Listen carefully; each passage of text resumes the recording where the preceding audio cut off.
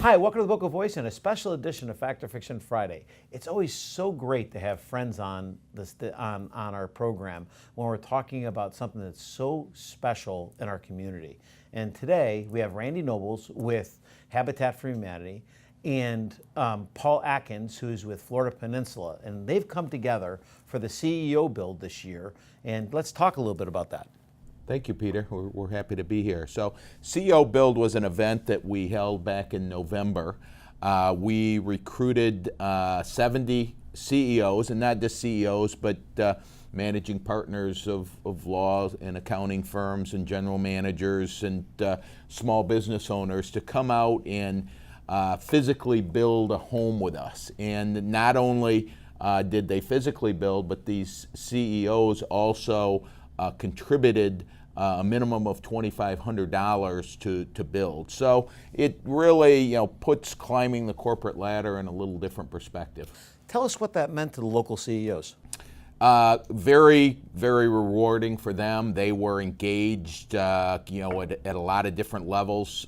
Some of them did independent fundraising. Some contributed out of their own pocket. Some of their businesses contributed. In the case of a guy like Paul, he did both. And so, but it really, I saw Paul with his hard hat on, and this last Friday, you actually gave the house and gave over the keys, which was just a phenomenal, event. Yeah. And I got to tell you, what a warm feeling when you hand those keys over.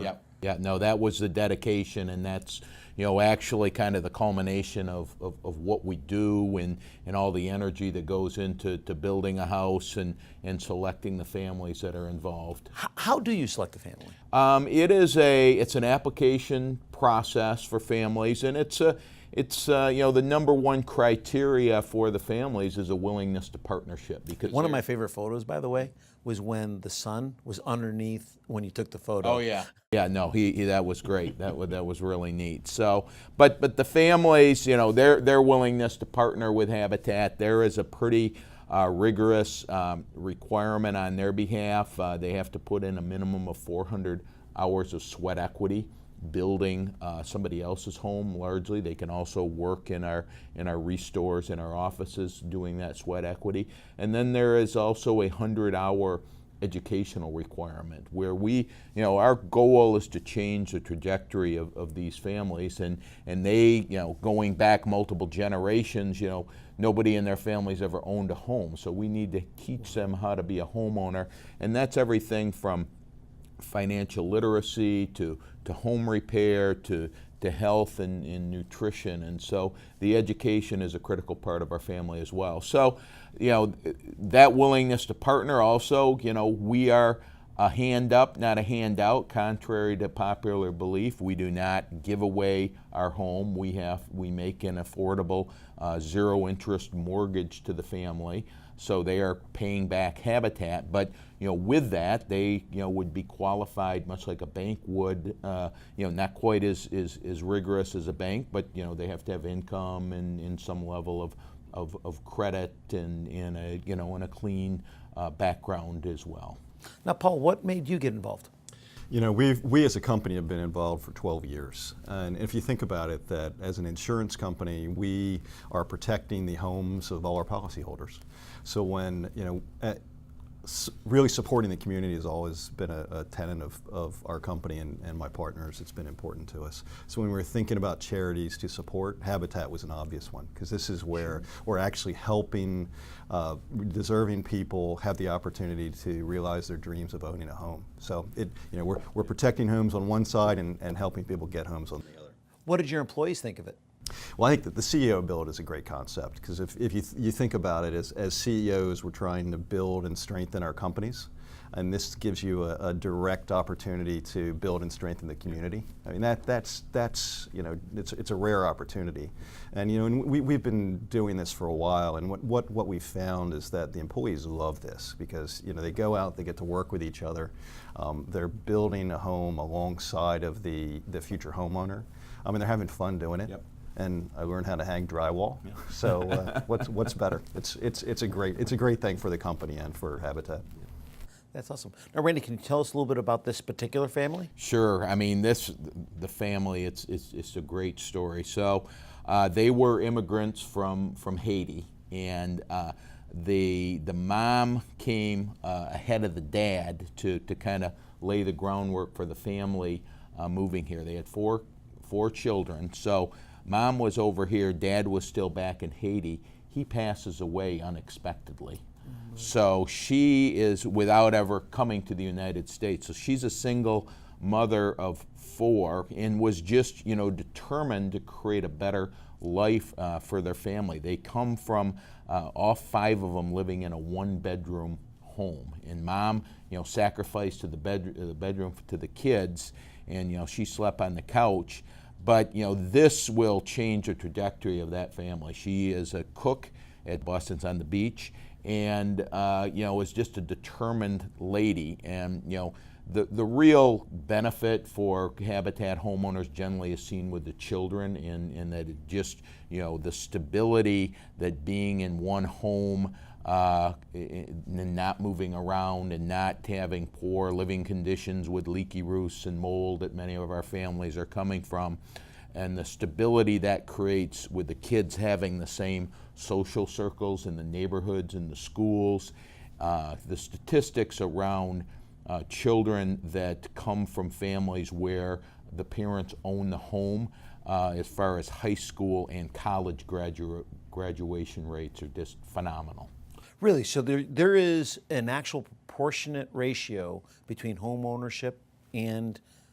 Absolutely, and it's it's largely about the stability that's created with the kids when they're not moving around from one school district or one neighborhood to the next. They don't default to friends that are available because they're hanging out on the corners. They're establishing good relationships, and obviously the parents being the core of that is critical as well. But yeah, I mean, where we see again the biggest uptick is really with the kids, and that they are in many cases the parents are the first ever in the family's generational cycle to own a home. The kids will be the first to ever go to college. So as CEO of Habitat, you have a big job. Not only do you have day-to-day operations, you also have to go out to the community leaders and get them involved in the CEO build. Tell me a little bit about how you get community and CEOs involved in this project. How did you go out and get Paul and his team involved?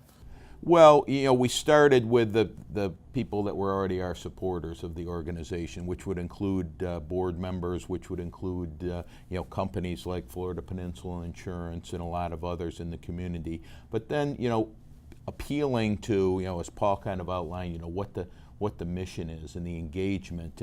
And the reality is that employees of companies cue off of their leaders. So if you get leadership involved in the mission of Habitat, and employees see the leaders of these companies out, engaging in a mission, out building houses, out giving of their time and money. So that was the appeal to companies, is come build with us. And we've been able to perpetuate these 70 CEO builders into a lot of additional fundraising. We've got their companies now that are coming out to build and engage themselves with us. That's great. So, Paul, tell me a little bit more about Florida Peninsula. Yeah, so we actually started in 2005. And if you remember the hurricanes of 2004, a lot of the big companies said, maybe this isn't the best place. There's a mass exodus. Yeah. And we looked and said, this is an opportunity. If you have an innovative company that comes in, can you be successful? And frankly, we've grown from 0 to be the 6th largest company in Florida, homeowners company in Florida over that time. And I think at the same time we realized that besides the business aspect of it, we want to make sure we give back to the community. So we actually have a team called Florida Peninsula Gives Back, which is it's run totally by our employees. I see what they do, but they decide what charities they want to support. And is that a foundation? No, it's our employees just basically saying they get together every couple of weeks, say these are the charities we want to support, these are these events we want to go after, and then they approach us and say we'd like to support this, and as a company we give money. But I think more important, it's Randy mentioned, it's the time.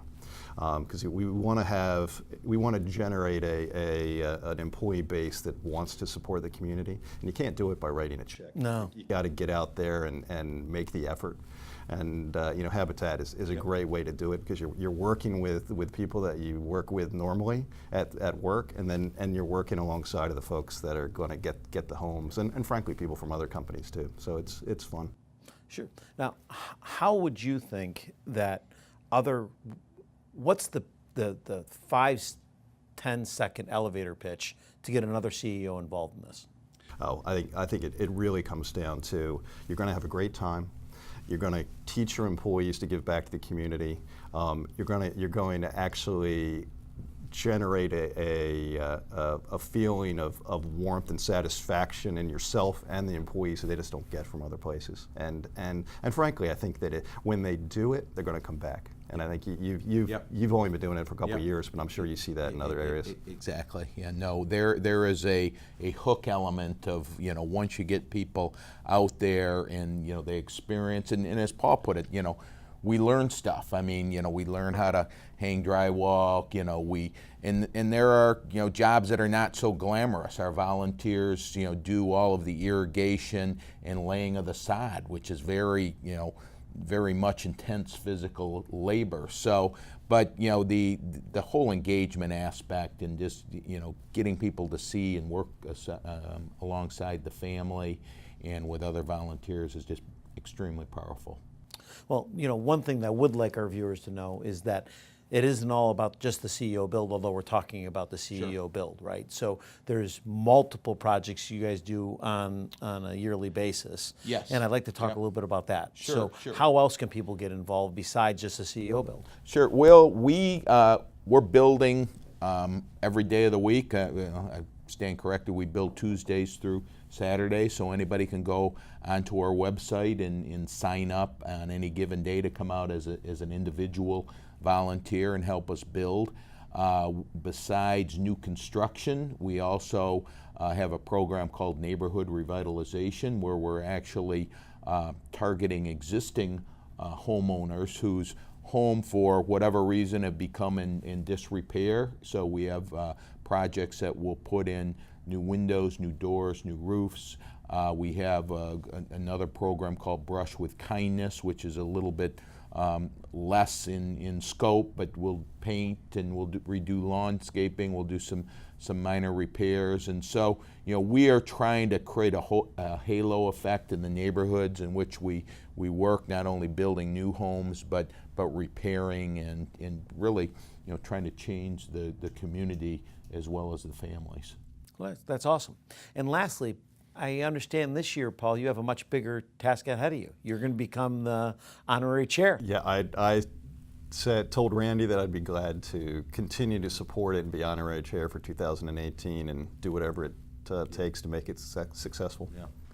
I mean, guys like Paul, stepping up and doing this, and Florida Peninsula, as Paul has outlined, has been extremely engaged with us, and not only giving of financial resources, but we have interestingly, we did the dedication that you mentioned earlier last Friday.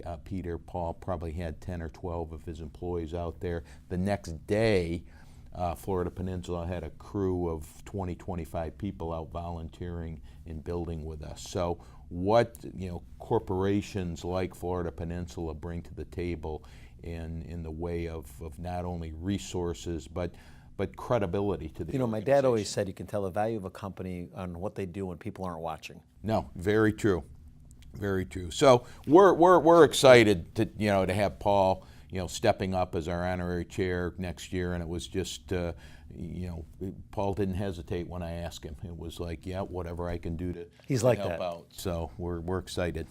That's great. Well, Paul, good luck with you. Whatever we can do to help you, we're there to help you, both personally and our organization.